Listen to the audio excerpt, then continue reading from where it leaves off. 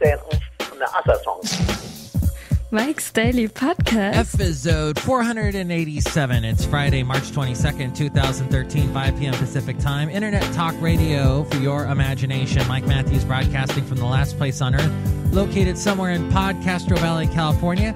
Today we hear from Madame Rootabega, Valentino, Bison Bentley, plus we bring you the segment News Random, where we find out about how much San Francisco hates trees. Mike's Daily Podcast. And information came out today about how something is far more dangerous than drinks that are sugary. Mike's Daily Podcast. And that is salt. It's been blamed for 2.3 million deaths a year worldwide. 1 million of those were 69 years and younger of those that died. And the Ukraine is the highest death rate country with salt.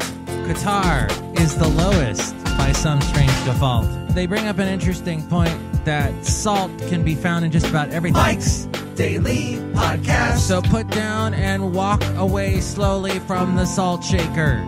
It's your body that'll be thanking Mike's you. Daily. And your tongue probably too. Podcast. Because you won't be deadening your taste buds. And actually you'll be able to taste some stuff for a change. Oh look, you just walked in. Hello, Michael Matthews. This is Madame Rootabega. And in my day, we put salt on everything. Yeah, that was like a 1950s thing. People put salt on everything. Michael Matthews, we didn't even use a salt shaker. We put a salt lick in the middle of the house and we all took licks on it. So you're basically saying you were cows. How dare you? Yes, we were. I learned today that cows walk on their tiptoes. Yes, that's why they wear high heels so well. Oh, look who else just walked in. I'm supposed to say that. I know. Hello there, Mike. This is Valentino, the backing attendant. And this is Bison Bentley. Do you know that? Hey guys, speaking of healthy stuff, there's a Castro Valley woman who is going to be walking 14,542... Oh wait, that's not the right number. 1,197 steps. Wow, Mike, are you sure it's that many steps and not this many steps he? Yeah, get it right. Do you know that?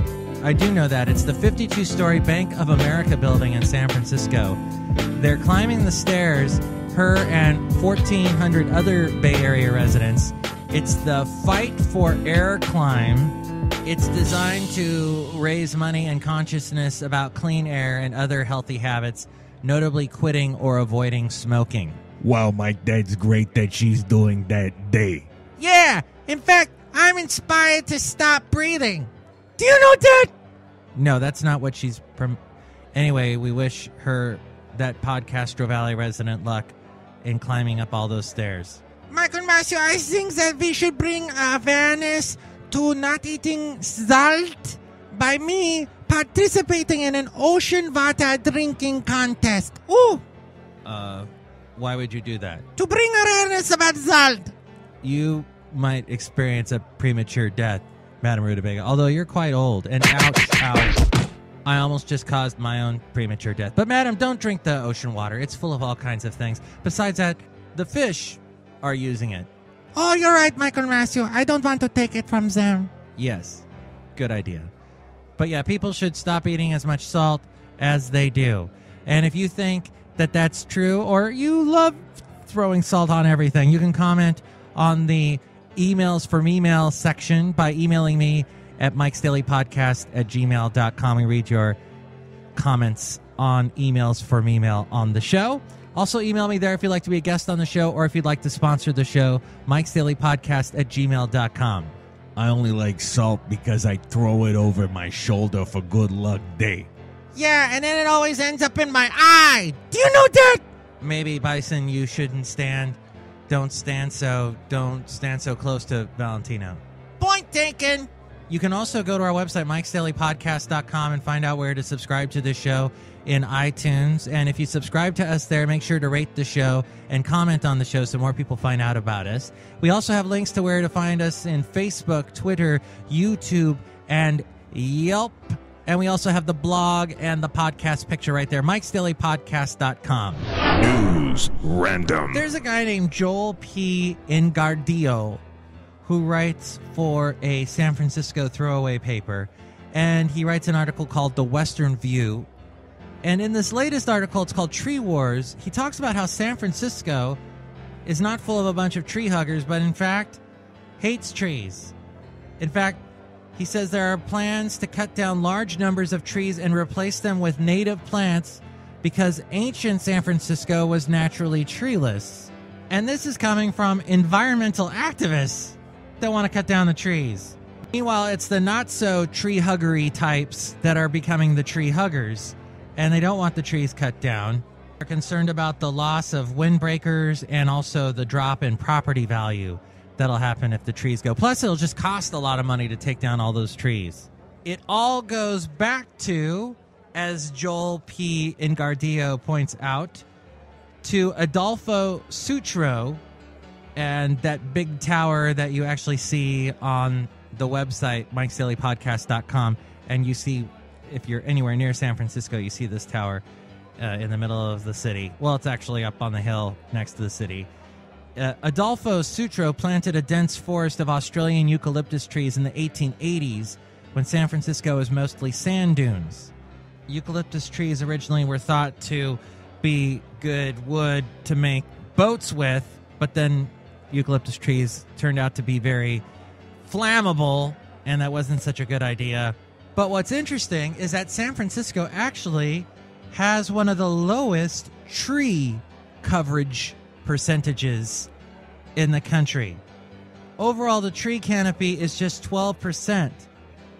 Los Angeles, however, has 18%. They actually have more than San Francisco. Atlanta has 36%. Boston has 29%. New York's concrete jungle has double the trees that San Francisco has. Joel says in this article, for me, the most compelling argument I've heard against eucalyptus trees is the claim that they are more flammable than any other tree. How the oil in the wood can flare under intense heat. It's scary to read about firestorms in hot, dry climates, like the devastating 1991 Oakland Hills fire. But he says, didn't grass, wooden structures, and trees of all types fuel that fire in addition to eucalyptus? And how often is it hot and dry on the nearby San Francisco mountains, Mount Sutro, Mount Davidson, where there is also perpetual wet fog? A eucalyptus in the Australian outback is not a eucalyptus in San Francisco. He says, I have to wonder if creating a sense of fear around the eucalyptus helps some environmentalists justify cutting down lots of trees to make way for the native grass fields that they prefer. It has been my observation, though, living here in Podcastro Valley, that people don't really care for the native grass. In fact, they tried to plant a lot of native grass along the main boulevard in Podcastro Valley. That would be Podcastro Valley Boulevard. They put in a lot of native grasses when they revitalized the boulevard, actually just a few months ago. And people are complaining, oh, it looks so weed-like and dry, as we've mentioned on the podcast before. It looks like Nevada City and tumbleweeds rolling by. Personally, I think it looks fine, but I also think we shouldn't be cutting down a bunch of eucalyptus trees. They've been here over 100 years. They're here. They're queer. Get used to it.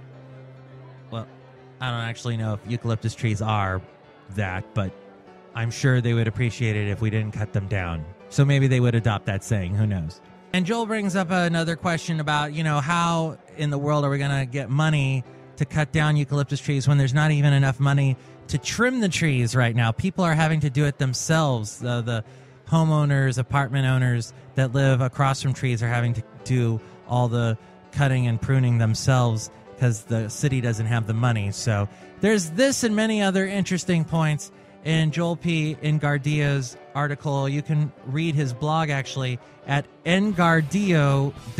As we go outside the last place on earth where we bring you Mike's Daily Podcast, somewhere in Podcastro Valley, California, where there's lots of beautiful weeds, but they're native. And here's today's podcast picture. On yesterday's show, I mentioned how they are honoring the 50th anniversary of the closing of Alcatraz, and there's a picture of myself standing in front of Alcatraz. It's kind of off in the distance, but it's about as close as you can get when you are taking that particular boat that I'm on. It's the ferry that goes from the ferry building in San Francisco on the Embarcadero to Sausalito. It's a beautiful ride if you can ever find the time to take it. I've talked about it before and shown pictures along that route before. I take so many pictures because it's always so scenic. You see the Golden Gate Bridge, you see off to Angel Island, and other beautiful places. And there I am.